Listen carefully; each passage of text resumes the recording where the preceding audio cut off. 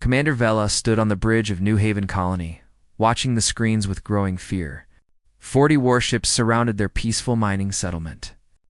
The ships belonged to the Krath Syndicate, the most feared pirate group in the galaxy. They were known for attacking weak colonies and taking everyone as slaves. "Commander, our shields are at 30%, reported her second officer. "We have maybe 2 days before they break through." Bella felt her heart sink. The Zalorian people were peaceful traders and miners. They had no weapons, no army, nothing to fight back with. Their small colony of 5,000 souls would be helpless against the Krath. She had already sent stress signals to the Galactic Council 3 hours ago. They replied saying they were discussing the situation, discussing while her people prepared to die or become slaves. "Send another message to the Council," Vila ordered. "Tell them we need help now, not tomorrow." The communications officer shook his head sadly. "Commander, even if they approve military action today, the nearest Council fleet is 6 days away." "We do not have 6 days." Vela looked at the tactical display again. The Krath Admiral Drex was taking his time. He was enjoying this. The pirates always did. They liked to watch their victims panic before the final attack. It made the conquest more satisfying for them. "There must be someone closer," Vela said desperately. "Check all nearby systems. Someone who can help us." The officer worked his console quietly. After a moment, he looked up with an expression Vela could not read. "Fear? Hope?" "Both, Commander. There is one option. The Sol system is only 3 days away at maximum speed." The bridge went silent. Everyone knew about Sol. Everyone knew about the humans. Humans came from a death world called Earth. Their planet had higher gravity than most species could survive. It had deadly predators everywhere. Storms that could destroy cities. Diseases that evolved faster than medicine. The humans survived all of it and became the apex predators of their own world. When humans joined the galactic community 50 years ago, they scared everyone. They were too aggressive, too creative, too dangerous. The Council had placed restrictions on human expansion. Humans could leave their system, but their military vessels needed permission to enter most areas of civilized space. "The Sol system is quarantined," Vela said slowly. "We cannot ask them." "With respect, Commander, we are dying. What else can we do?" Vela thought about her people. She thought about the children in the colony schools. She thought about the families who came here to build a better life. Then she thought about the stories she heard about humans. They said humans fought wars on their own planet for thousands of years. They said humans never gave up, even when losing. They said human warships were built different from everyone else's ships. It's designed for pure destruction. They also said humans had a strange code. They protected the weak. They hated bullies. They could not stand by and watch innocent people suffer. "Open a channel to Sol system," Vela commanded. "Use all frequencies. Mark it as extreme emergency." Her crew obeyed. Vela recorded her message personally. "This is Commander Vela of New Haven Colony to any vessels in the Sol system. We are under attack by the Krath Syndicate. 40 warships. 5,000 civilians. 2 days until our shields fail. The Galactic Council cannot reach us in time. If anyone can hear this message, please help us. We have nowhere else to turn." She sent the message and waited. The bridge was quiet. Outside, the Krath ships moved into tighter formation. They were preparing for the final assault. 1 hour passed. Then, too, Vela began to lose hope. Maybe the humans did not care about aliens. Maybe they would not risk breaking Council restrictions. Then the communications console beeped. "Commander, we have a response from Sol system." Everyone rushed to hear it. The message was short, the voice calm and professional. "New Haven Colony, this is Earth United Space Force. We received your distress call. Help is coming. Evacuate all civilians to the southern hemisphere of your planet immediately. Estimated time of arrival is 72 hours. Hold on." The channel closed. Vila stared at the console in shock. "They are coming," she whispered. "The humans are actually coming, Commander. Should we evacuate as they instructed?" Her officer asked. "Yes. Begin immediately. Get everyone to the southern continent. prepare emergency shelters. As her crew worked, Vila accessed the restricted files about human military vessels. She needed to know what was coming to help them. What she found made her blood run cold. The Galactic Council monitoring stations detected a single ship leaving in space. Just one vessel. The database identified it immediately. UHSF Retribution. Reaper-class warship. Last deployed 20 years ago during the Tervan War, Captain Sarah Chen commanding Vela read the reports about that war. The Retribution had ended an entire conflict in 6 months. It destroyed enemy fleets. It broke blockades. It hunted down war criminals across 12 star systems. The ship became a legend and not the good kind. After that war, humans voluntarily docked the Retribution. They said it was too dangerous to keep active. They said they hoped they would never need it again. Now it was coming here. To save them, Vela looked at the tactical display showing the Krath fleet. 40 warships against one human vessel. She wondered if Admiral Drex knew what was coming for him. She wondered if he would run, if he knew. Somehow she doubted the humans would let him run. "Commander, civilian evacuation is underway," her officer reported. "Good," Vela said quietly. "We just need to survive 3 more days. Then the Deathworlders arrive." Outside the station, the Krath ships waited like vultures. They had no idea their hunt was about to end. Part 2. The legend arrives, sat in his command chair, watching the New Haven colony struggle. Their shields flickered weakly. Another day, and they would fall. Then the real fun would begin. He had 40 warships. The colony had nothing. This was how he liked it. Easy prey, good profits. The Zalorians would make excellent slaves. They were smart and obedient. "Admiral, we are detecting a vessel approaching the system," sensor officer reported. Drex waved his hand dismissively. "Probably a trade ship running away." "Let them go, sir. The vessel is approaching us, not running away. It is coming from the Sol system." It got Drex's attention. Sol, the human system? What kind of ship? The officer checked his displays. Single vessel. Large military designation. "They are not responding to our hails." Drex laughed. One ship? The humans sent one ship against his entire fleet? He had heard humans were crazy, but this was beyond stupid. "Send 10 ships to intercept," he ordered. "Destroy them quickly. I want to get back to business." On New Haven Station, Commander Vela watched her long-range sensors. The human vessel was still 3 hours away, but she could already see it was massive. Bigger than any ship the Krath had. She pulled up every file she could access about the Retribution. Most of the information was classified, but what she found terrified and fascinated her. The ship was 2 kilometers long.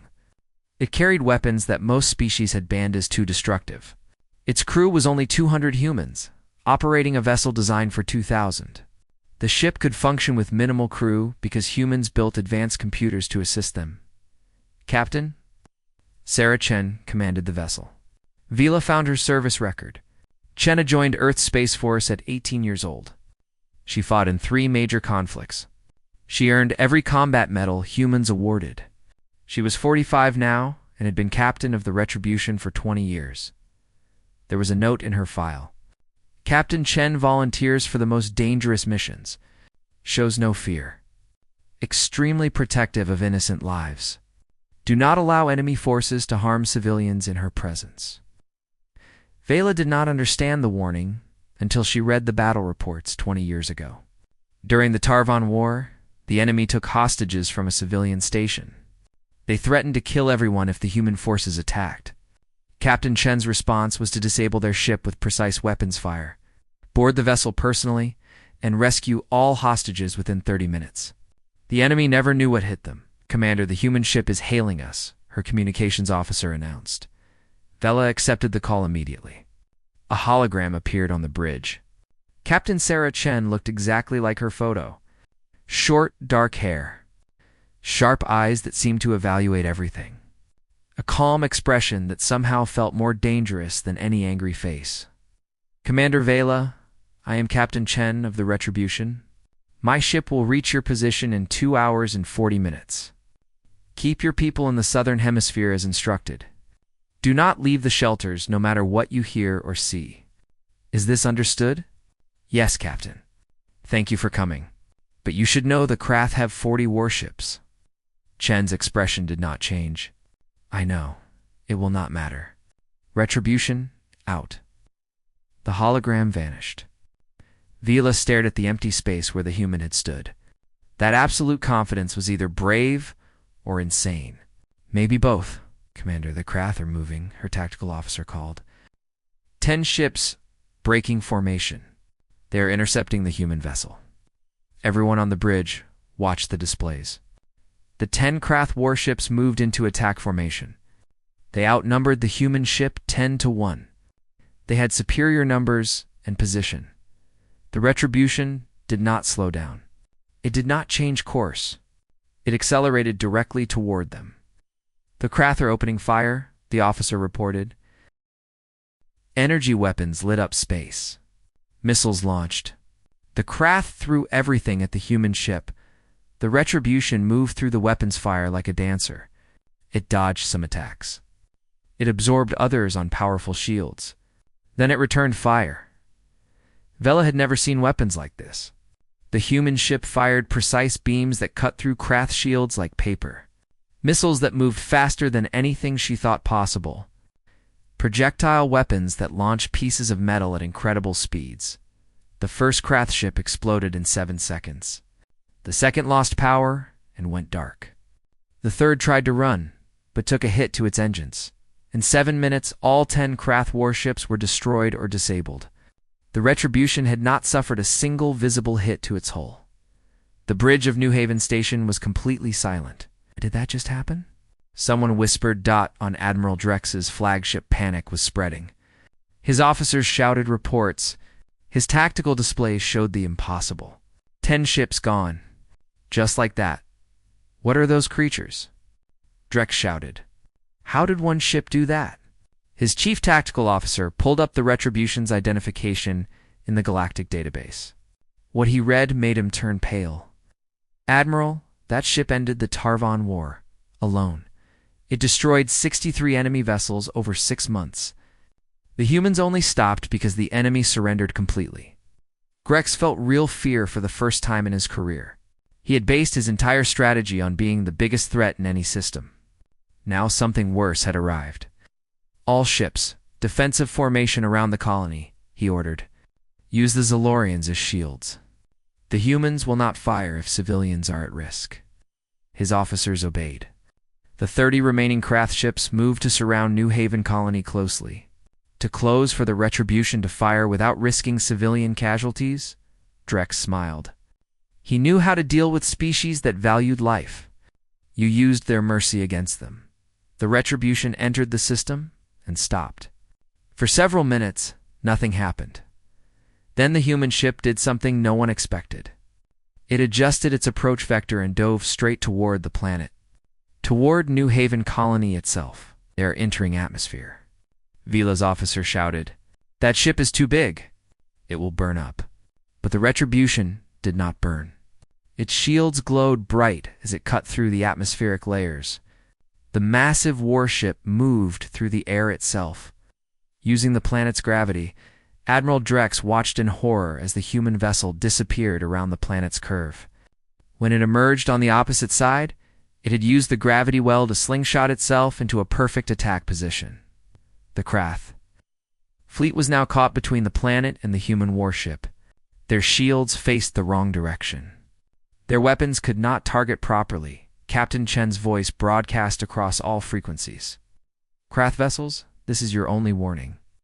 Leave this system immediately, or I will dismantle your fleet ship by ship. You have 60 seconds to decide. Part 3. The hunter becomes hunted. Admiral Drex stared at his tactical display in disbelief. The human ship had just done something impossible.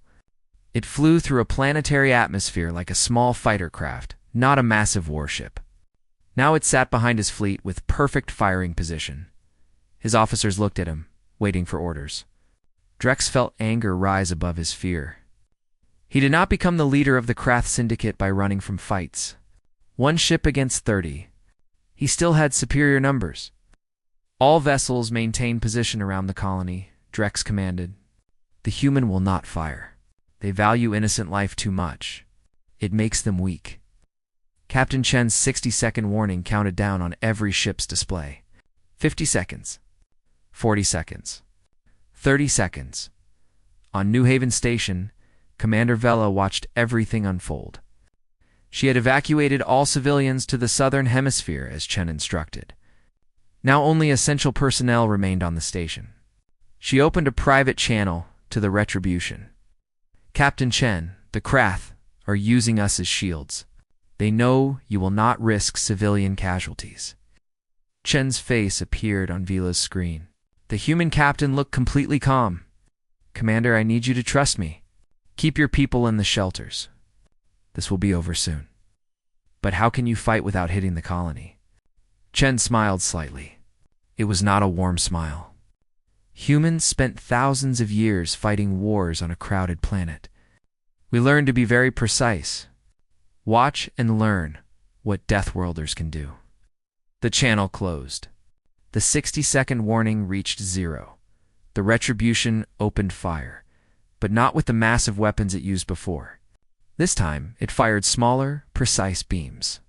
Each beam targeted specific points on the Krath ships, weapons arrays, shield generators. Engine systems. Vela watched in amazement as the human ship disabled one Krath vessel after another. The beams cut through armor with surgical accuracy. Not one shot came close to the colony. Not one shot hit a critical system that would destroy the ships. They're disabling them, not destroying them, Vela's tactical officer said in wonder. Every shot is perfect. How is this possible?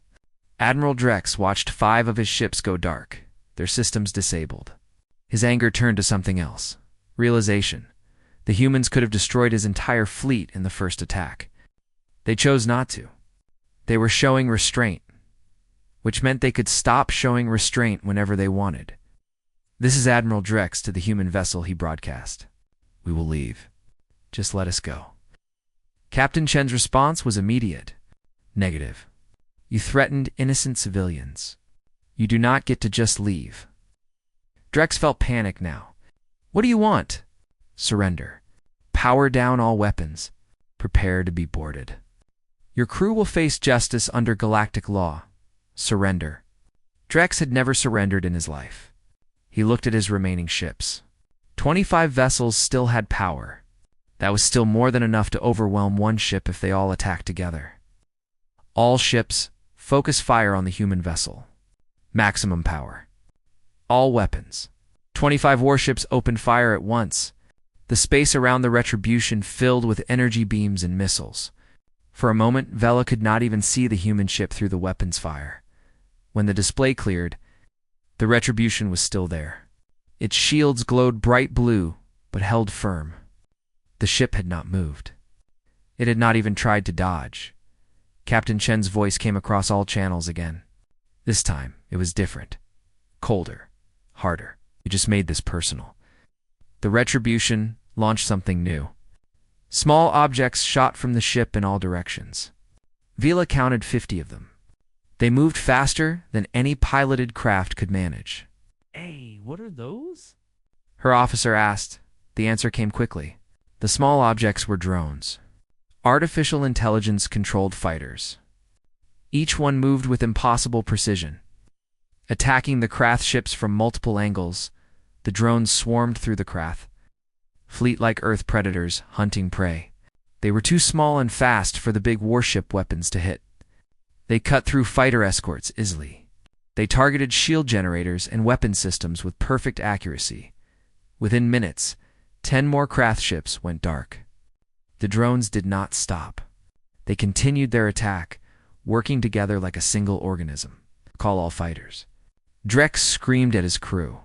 Focus defensive fire on the drones. But the Krath had never fought anything like this.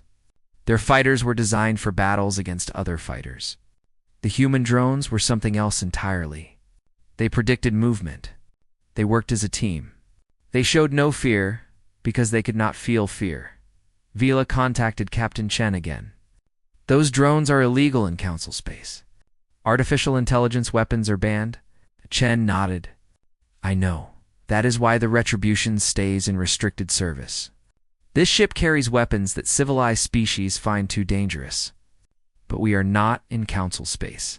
We are saving innocent lives. The rules change. Are you going to destroy them all? No, I am going to teach them a lesson.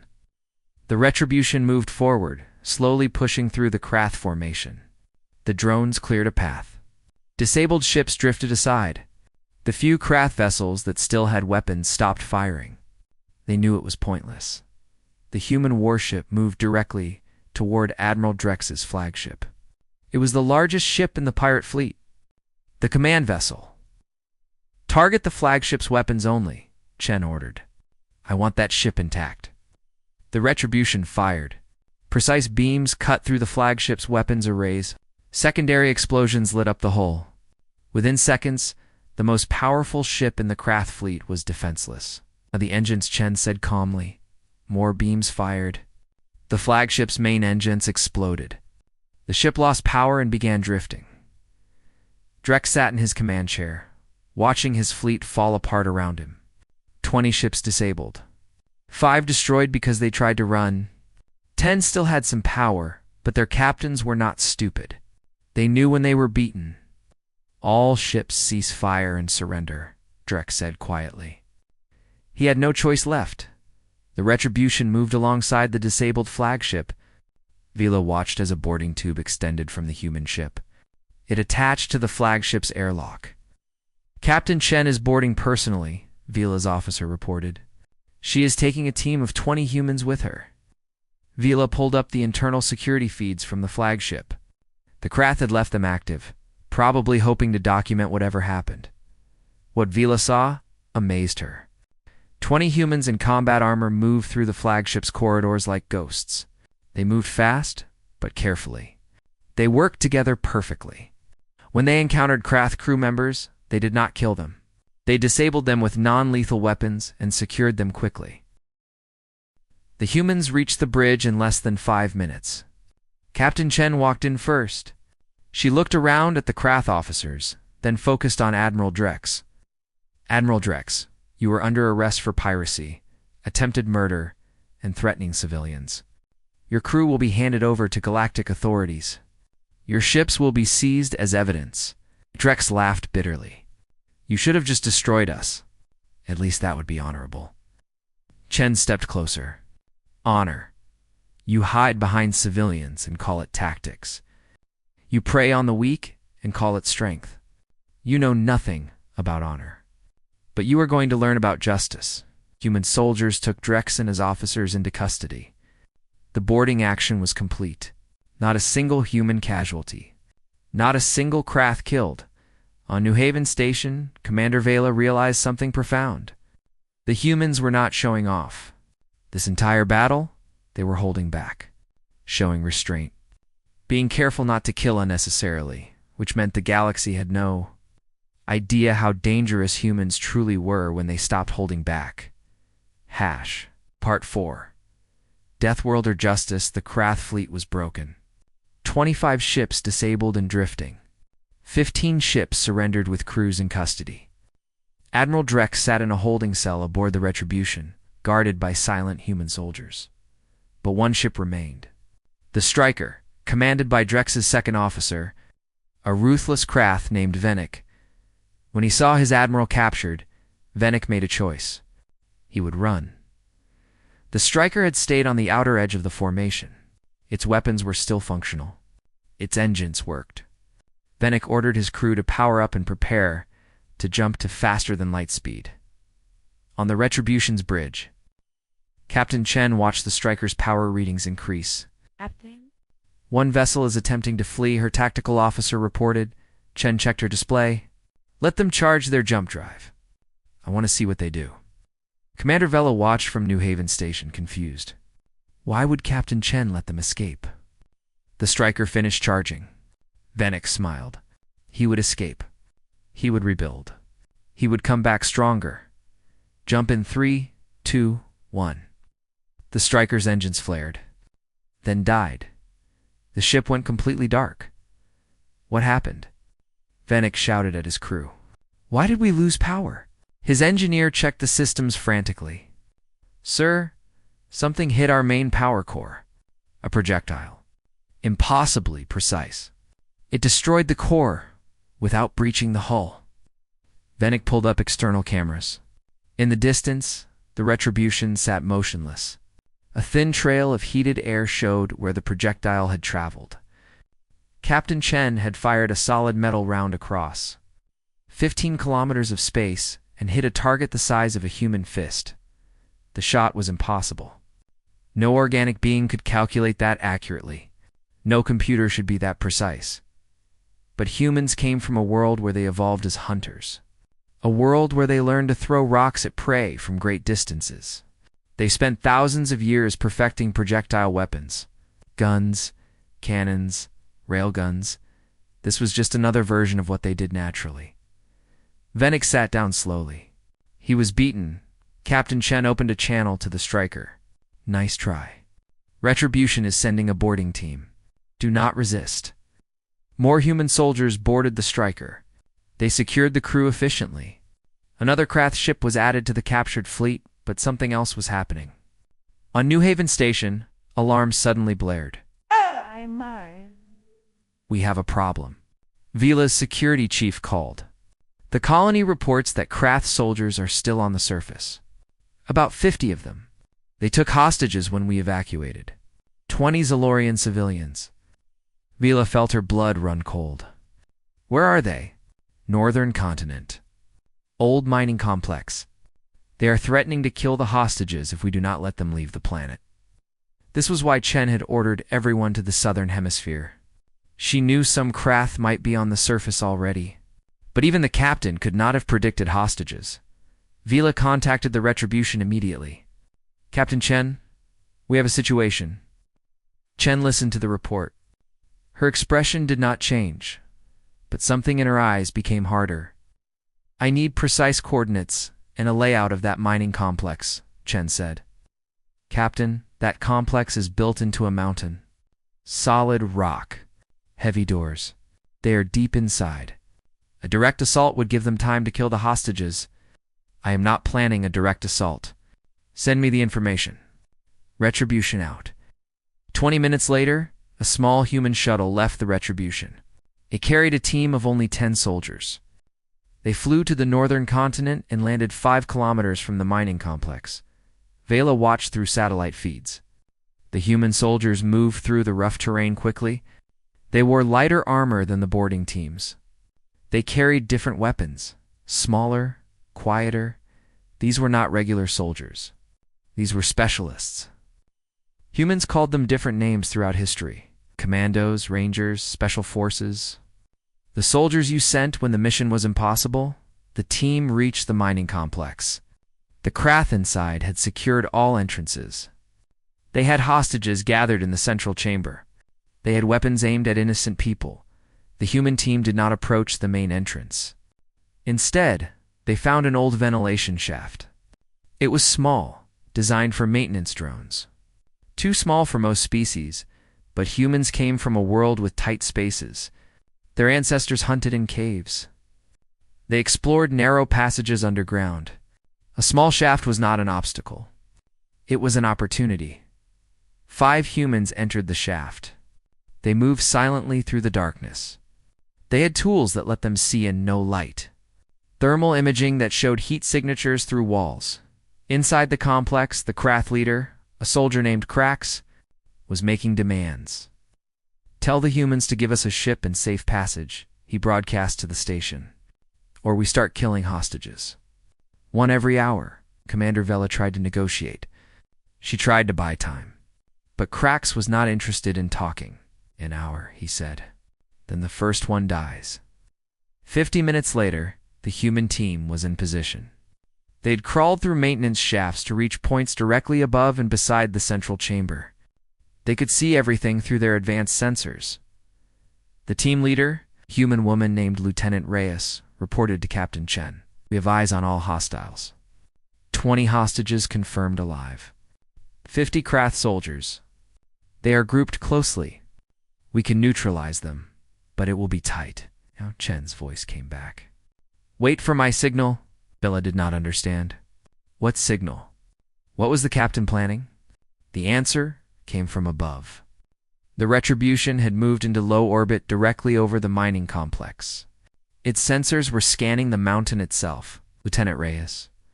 I have mapped every Krath soldier's position, Chen said. I am sending targeting data to your team now. You will have one chance. Understood?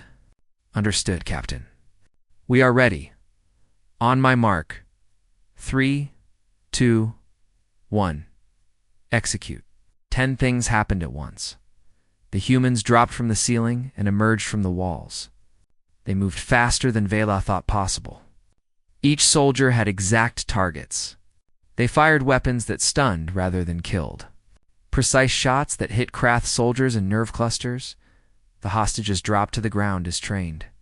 The humans had somehow communicated with them silently, telling them what to do. In 8 seconds, 40 Krath soldiers were unconscious. The remaining 10 tried to fight back.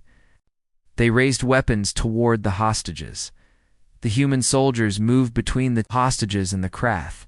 They used their own bodies as shields. Their armor absorbed shots meant for civilians.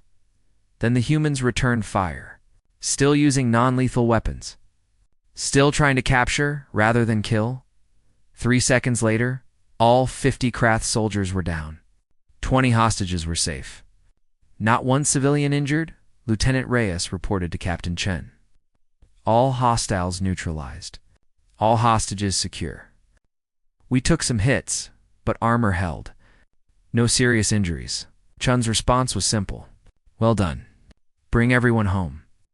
On New Haven Station, Commander Vela watched the rescue unfold with tears in her eyes.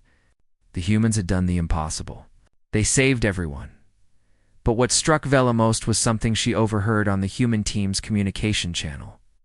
One soldier had been shot 3 times, protecting his Elorian child. His armor was damaged. He was hurt, but when asked if he was okay, he just said, I am fine. The kid is safe. That is all that matters. That was when Vela truly understood. Humans were not just dangerous because they could fight. They were dangerous because they chose to fight for others. They put themselves in harm's way for people they did not even know. The galaxy feared the wrong thing about Deathworlders. The real danger was not their capacity for violence. It was their capacity for caring, backed by the will to act. Hours later, all Krath prisoners were secured. All hostages were safe. The battle for New Haven Colony was over. But Commander Vela knew something important had happened. The galaxy just witnessed what humans could do, and nothing would be the same. Part 5. Understanding Deathworlders 3 days after the battle, New Haven Colony was returning to normal. The Krath prisoners were secured in holding cells, waiting for Galactic Council authorities to arrive. The damaged ships floated in orbit, evidence of what happened when someone threatened innocent lives in front of humans. Commander. Vela stood in the landing bay of her station. Captain Sarah Chen had agreed to meet face-to-face before returning to Sol System. Vela wanted to thank her properly. The human shuttle landed smoothly. The door opened, and Captain Chen stepped out. She wore a simple uniform, not the combat armor Vela had seen in recordings. She looked like any other ship captain, calm and professional. But Vela could see something in her eyes now. The weight of command. The burden of making life and death decisions. This was someone who had seen war and chose to prevent it when possible. Captain Chen, welcome to New Haven, Vela said formally. My people want to thank you for saving us. Chen shook her hand. The human gesture felt strange to Vela, but she appreciated it. You are welcome, Commander. I am glad we arrived in time. They walked through the station together. Vela wanted to ask so many questions, but she started with the most important one. Why did you come? Your people could have ignored our distress call. The Council restricts human military operations. You risked problems with galactic law to help strangers. Chen stopped and looked at Vela directly. Because you needed help, and we could provide it. It is that simple. Your species is quarantined, isolated. You could have stayed separate from our problems. Chen smiled slightly. Commander, can I tell you something about humans? We did not choose isolation because we wanted to be alone. We chose it because the galaxy was not ready for us. They saw our strength and our weapons and got scared. They did not see what drives us. What drives you? Memory, Chen said quietly. Every human remembers what it felt like to be helpless. Our history is full of times when the strong hurt the weak. When bullies won because no one stopped them, we remember the pain. So when we became strong, we made a choice. We would never let others feel that helplessness if we could prevent it. They entered a viewing area overlooking the planet. The southern continent was visible below, where all the civilians had taken shelter. The Galactic Council is angry, Vela said. They sent a message. They want to know why humans acted without permission. Why you brought a restricted warship into their space. Why you used illegal AI weapons. Chen nodded. I expected that. What did you tell them? I told them the truth. That they were too slow. That their bureaucracy almost cost 5,000 lives. That the humans saved us when no one else would. Thank you for that. But they still want answers. They are sending representatives here. They will arrive tomorrow. Chen looked unconcerned. Let them come. I will explain everything. The next day, 3 council representatives arrived. A Vrexian diplomat, a Taurian military commander, and a Kelthran judge. They met in the station's main conference room. Commander Vela attended. Captain Chen came alone, without guards or lawyers. The Vrexian diplomat spoke first. Captain Chen, the council is disturbed by your actions. You violated the Soul Restriction Treaty. You deployed weapons banned by galactic law. You engaged in combat operations without authorization. What do you have to say? Chen stood calmly. I have 3 things to say. First, the Soul Restriction Treaty has an exception clause for extreme emergencies. This situation qualified. Second, the weapons I used are only banned in council space. This colony is on the edge of civilized territory, technically outside strict council jurisdiction. Third, I do not need authorization to defend innocent lives. The Taurian commander spoke sharply. You do need authorization. The council exists to maintain order. You cannot just act independently, and the council should act faster. Chen replied simply.